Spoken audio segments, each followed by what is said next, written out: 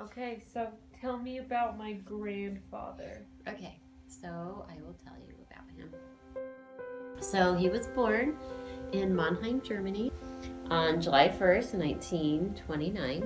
They were not practicing Jews, but they had Jewish blood, and they realized they had to get out, but they couldn't all get visas to get out together. So my dad, who was 9, all alone, was put on one of the kinder transports and sent on a train to a foreign country where he didn't speak the language, didn't know when he'd ever see his family again. His brother came later, went to a different family, and they never really saw each other when they were there. But after they had been there about a year, they were both sent on a boat to New York, and he said he remembers the boat just zigzagging the whole way to avoid the U-boats. My grandmother was able to find a scholarship for my dad and his brother to go to a private school called Stony Brook. Graduated from Stony Brook and then went to a college in New York called Houghton College, which was a very good college, and graduated in chemistry. And then he went to Columbia University and graduated from there with a master's in chemistry. And then along came the Korean War. And so he was drafted into the Army and sent to Dugway Proving Grounds in Utah. So he was working on chemical weapons at Dugway. And in the meantime, my mom got a job in the HR department of Dugway Proving Grounds. My mom was LDS, and she had actually got her mission call, but was serious with my dad and went in to talk to her stake president about it. He said, "Don't go on your mission, get married."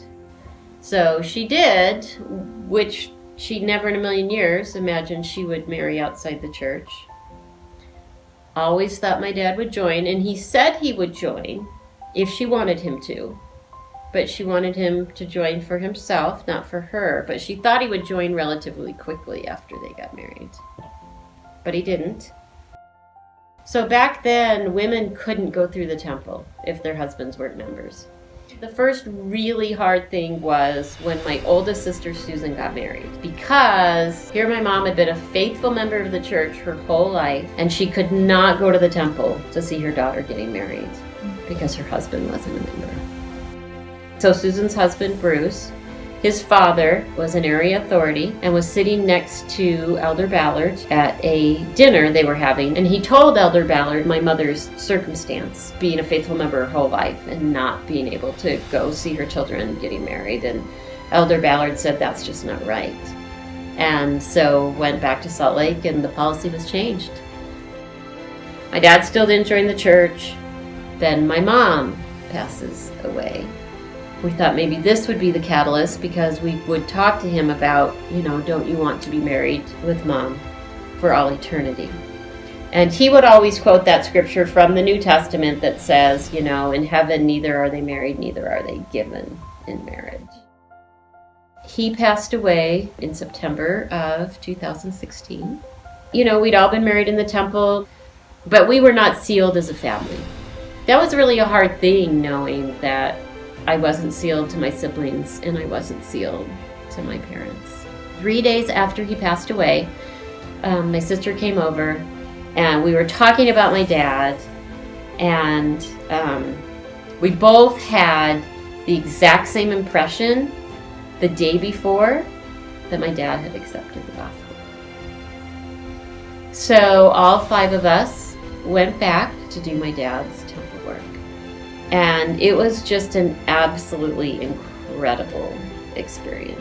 It was incredible. So I got to be proxy for my mom, for them to be sealed together. And that was just an incredible experience because I was 53 at the time and I'd waited a long time for them to be sealed. And it was kind of like unreal because I had pictured it for so long. Pictured what it would be like to be in the sealing room with all my siblings.